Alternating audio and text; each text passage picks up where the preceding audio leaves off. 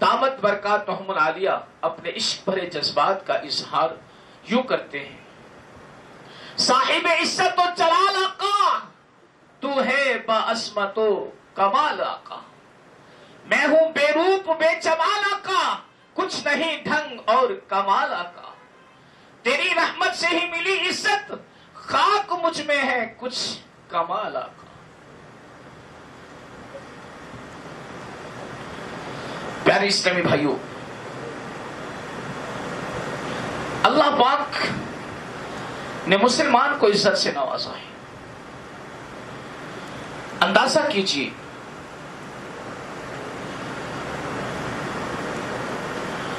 مفتی امجد علی اعظمی مزید فرماتے ہیں ایک مسئلہ یہاں پہ کہ مسواک شریف کی بھی عزت ہے، مسلمان جس سے مسواک کرتا ہے اس کی بھی عزت ہے۔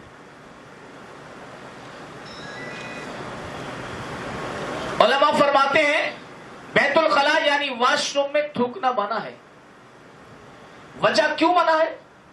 اس لیے کہ مسلمان کا لعاب پاک ہے، بیت الخلاء جیسی جگہ پر اس پاک چیز کو ڈالنا مناسب نہیں، یہ مسلمان کی عزت ہے۔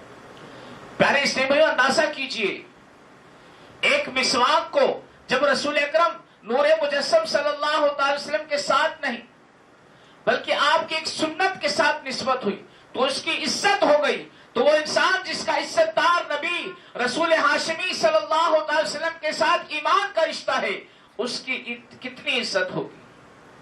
پھر بھی غور کیجئے کہ مسلمان کے منہ کے لعاب کی جب اتنی عزت ہے، اسے ناپاک جگہ ڈالنے سے علماء نے منع فرمایا ہے، تو ذرا سوچئے خود مسلمان کی اپنی عزت کتنی ہوگی۔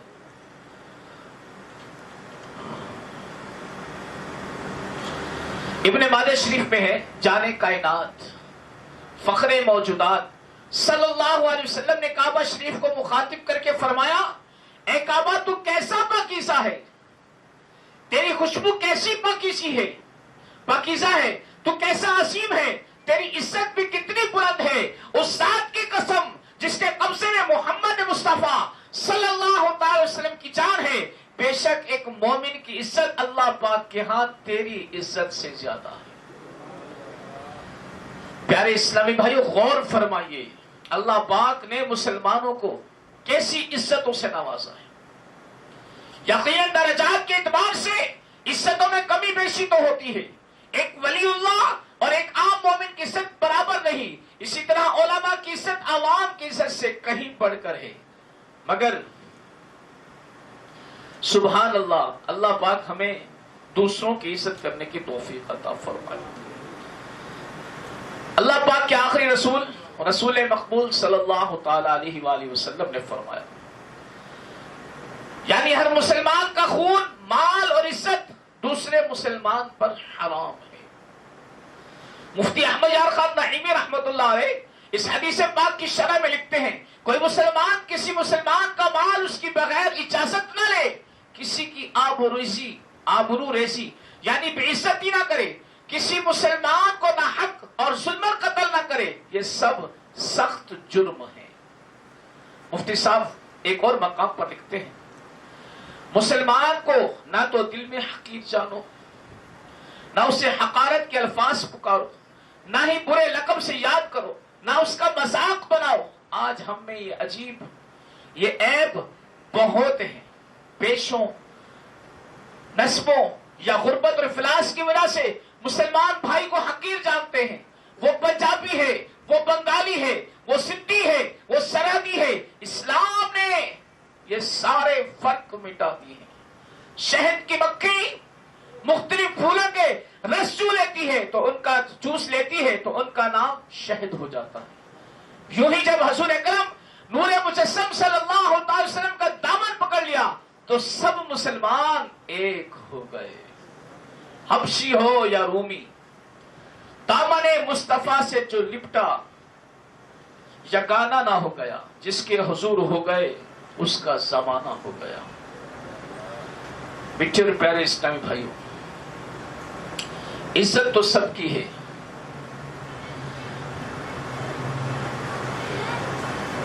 مفتی صاحب ایک مقام پر فرماتے ہیں،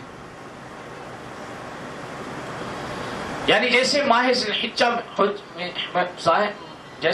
الحج میں خصوصاً عرفہ کے دن حرم شریف کی زمین میں گناہ کرنا بدترین جرم ہے کہ اس میں 3 جرموں کا مجموعہ ہے۔ نمبر 1 گناہ، ایک جرم۔ نمبر 2 محترم جگہ کی بے حرمتی، دوسرا جرم۔ اور نمبر 3 حرمت والی تاریخ و مہینے کی بے ادبی، تیسرا جرم ہے۔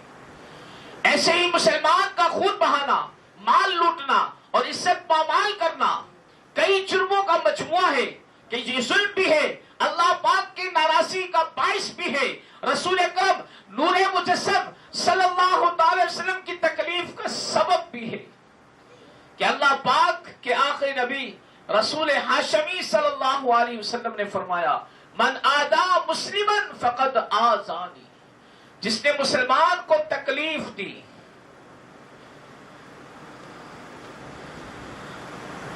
اس نے مجھے تکلیف دی۔ تو پیارے اسلامی بھائیو، حجت الوداع کے موقع پر اللہ پاک کے آخری نبی رسول ہاشمی صلی اللہ تعالی علیہ وسلم نے مینا شریف میں خطبہ ارشاد فرمایا۔ اس خطبے میں آپ صلی اللہ علیہ وسلم نے صحابہ کرام علیہم رضوان کو مخاطب کر کے فرمایا یہ کون سا مہینہ ہے؟ بالکل واضح سی بات تھی، حج کا موقع اور حج ذو الحجۃ الحرام میں ہی ادا کیا جاتا ہے، لیکن صحابہ کرام علیہم رضوان کا ادب دیکھیے۔ صحابہ کرام علیہم رضوان کو گمان ہوا کہ شاید حضور صلی اللہ علیہ وسلم اس مہینے کا نام تبدیل فرمانے والے، لہذا عرض کی اللہ ورسولہ اعلم، اللہ اور اس کا رسول صلی اللہ علیہ وسلم بہتر جانتے۔ پیارے آقا مکی مدنی مصطفیٰ صلی اللہ علیہ وسلم نے فرمایا الیس ذو الحجہ، کیا یہ ذو الحج کا مہینہ نہیں؟ صحابہ کرام علیہم رضوان نے عرض کیا کیوں نہیں؟ یعنی جی ہاں ذو الحج کا ہی مہینہ ہے۔ رسول اکرم نور مجسم صلی اللہ تعالی وسلم نے دوسرے سوال کیا ایو بلد ھذا، یہ کون سا شہر ہے؟ یہ بھی بالکل واضح بات تھی حج مکے میں ہی ادا کیا جاتا ہے، مگر صحابہ کرام علیہم رضوان نے اس بار بھی ادب کرتے ہوئے عرض کیا اللہ ورسولہ اعلم، اللہ اور اس کے رسول بہتر جانتے ہیں۔ پیارے نبی رسول ہاشمی صلی اللہ علیہ وسلم نے فرمایا الیس البلد، کیا یہ بلدہ یعنی مکہ مکرمہ نہیں؟ سب نے عرض کی کیوں نہیں، بالکل یہ مکہ مکرمہ ہے۔ رسول اکرم نور مجسم صلی اللہ علیہ وسلم نے تیسرا سوال کیا ایو یوم ھذا، یہ کون سا دن ہے؟ صحابہ کرام علیہ رضوان نے اس بار بھی ادباً عرض کیا اللہ ورسولہ اعلم، اللہ اور اس کا رسول بہتر جانتے ہیں۔ رسول خدا احمد مصطفیٰ صلی اللہ علیہ وسلم نے فرمایا الیس یوم النحر، کیا یہ یوم النحر نہیں؟ سب نے عرض کیا کیوں نہیں، یہ یوم النحر یعنی قربانی ہی کا دن ہے۔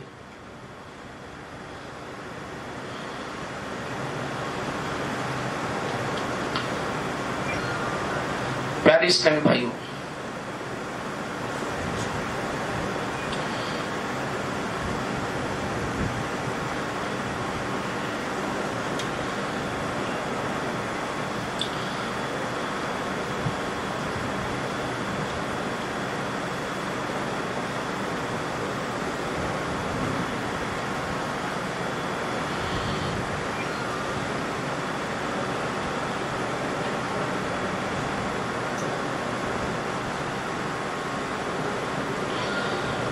حضور نبی پاک صاحب الولاق صلی اللہ علیہ وسلم نے صحابہ کرام علیہم رضوان سے دریافت فرمایا کیا تم جانتے ہو اللہ پاک کے نزدیک سود سے بڑا گناہ کون سا ہے؟ صحابہ کرام علیہم رضوان نے عرض کیا اللہ ورسولہ اعلم، یعنی اللہ پاک اور اس کا رسول صلی اللہ علیہ وسلم بہتر جانتے ہیں۔ تو آپ صلی اللہ علیہ وسلم نے ارشاد فرمایا بے شک اللہ کے نزدیک سود سے بڑھ کر گناہ مسلمان کی عزت کو حلال سمجھنا ہے۔ مسلمان کی عزت کو حلال سمجھنا سود سے بھی بڑا گناہ ہے۔ اے عاشقان رسول، جب اللہ پاک نے اس کے پیارے محبوب صلی اللہ علیہ وسلم نے مسلمان کو ایسی عزتوں سے نوازا ہے تو ہم پر لازم ہے کہ ہم دوسروں کی عزت کریں، انہیں تعظیم و تکریم دیں اور کسی صورت بھی دوسروں کی عزت اور نفس پامال نہ کیا کریں. سورہ حجرات 26ویں پارے کہ ایک مختصر سی صورت ہے، صرف 2 رکوع اور 18 آیات ہیں اس میں.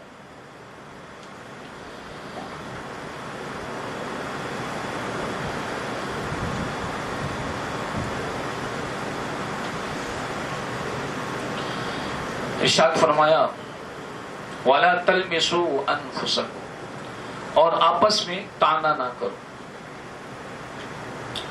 ایک حدیث پاک میں ہے بلا شبہ لوگوں کا مذاق اڑانے والے کے لیے جنت کا دروازہ کھولا جائے گا، پھر اسے قریب بلایا جائے گا، آؤ قریب آؤ.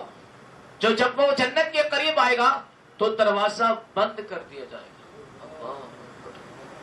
اسی طرح کئی بار اس کے ساتھ ایسا ہوا. وہ نادان جو دوسروں کی عزت کا خیال نہیں رکھتے، مذاق اڑاتے ہیں، دوسروں کو ذلیل کر کے ہنستے اور خوشیاں مناتے ہیں. اس روایت کو بار بار پڑھیں، اس پر غور کریں، سوچیں، ذرا سوچیں تو صحیح. وہ قیامت کا 50,000 سال کا دن، تانبے کی دہکتی ہوئی زمین، آگ برساتا سورج، ہر طرف نفسی نفسی کا عالم. اس صورت میں جب کسی کو جنت کی طرف پکارا جائے گا، اس کے دل میں کیسی خوشی داخل ہوگی. سبحان، وہ اپنی قسمت پر رشک کرتا، کتنی امید کے ساتھ جنت کی طرف لپکے گا، مگر جیسے ہی جنت کے قریب پہنچے گا دروازہ بند کر دیا جائے گا. ذرا تصور تو باندھیے اس وقت کیسی ندامت ہوگی.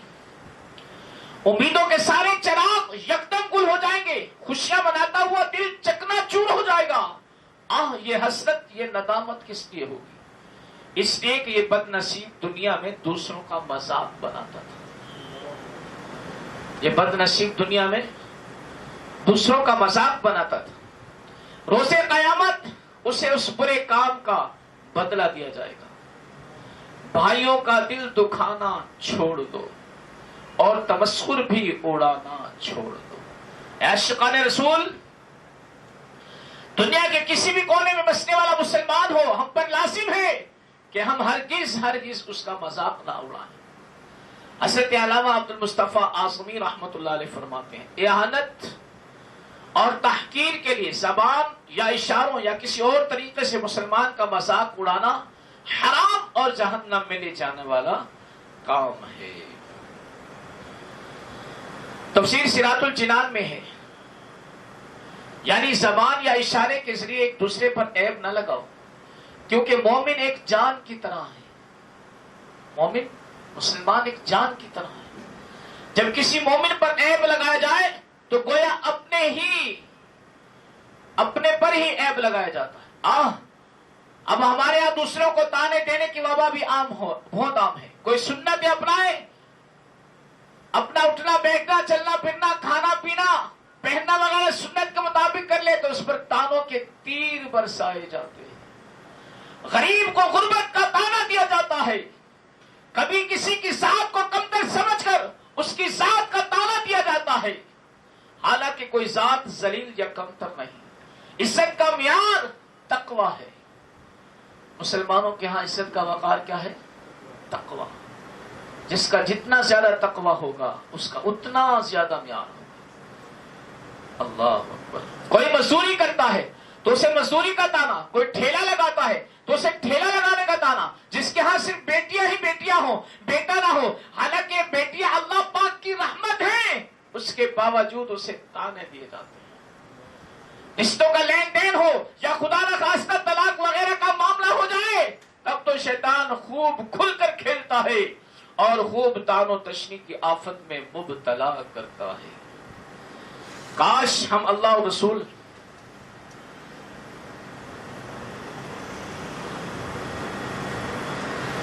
اور اس کے رسول صلی اللہ تعالی علیہ وسلم کی تعلیمات کو سچے دل سے عملی طور پر اپنا لیں. حضرت ابو درداء رضی اللہ تعالی عنہ سے روایت ہے، اللہ پاک کے آخری نبی رسول ہاشمی صلی اللہ تعالی علیہ وسلم نے فرمایا، بہت لعنت کرنے والے، بہت تانے دینے والے قیامت کے دن نہ گواہ ہوں گے نہ شفیع. حکیم الامت مفتی احمد یار خان نعیمی رحمۃ اللہ علیہ اس حدیث پاک کی شرح میں فرماتے ہیں، امت رسول اللہ صلی اللہ علیہ وآلہ وسلم قیامت کے دن گزشتہ انبیاء کرام علیہ السلام کی گواہ بھی ہوگی، یعنی یہ گواہی دیں گے انہوں نے اپنی امتوں کو تبلیغ فرما دی، اور گناہ گاروں کی شفاعت کرنے والے بھی ہوگی، مگر جو مسلمان لعنت کرتے اور تانے دینے کے عادی ہوں گے وہ ان دونوں نعمتوں سے محروم رہیں گے۔ پیارے اسلامی بھائیوں، لہذا دنیا میں لعن تان کے عادی نہ بنو۔ حضرت عبداللہ بن مسعود رضی اللہ تعالیٰ سے روایت ہے، رسول اکرم نور مجسم صلی اللہ تعالی وسلم نے فرمایا، مومن نہ تانا دینے والا ہوتا ہے، نہ لعنت کرنے والا، نہ فحش یعنی بیہودہ بکنے والا ہوتا ہے۔ فحش بات کے معنی یہ ہیں یعنی شرمناک امور، مثلا گندے اور برے معاملات کا کھلے الفاظ میں تذکرہ کرنا۔ اس حدیث پاک کی شرح میں مفتی صاحب رحمت اللہ علیہ فرماتے ہیں، یہ عیوب یعنی تانے دینا، لعنت کرنا، فحش بکنا، یہ سچے مسلمان میں نہیں ہوتے۔ اپنے عیب نہ دکھانا، دوسرے مسلمانوں کے عیب ڈھونڈنا، ہر ایک کو لعن طعن کرنا اسلامی شان کے خلاف ہے۔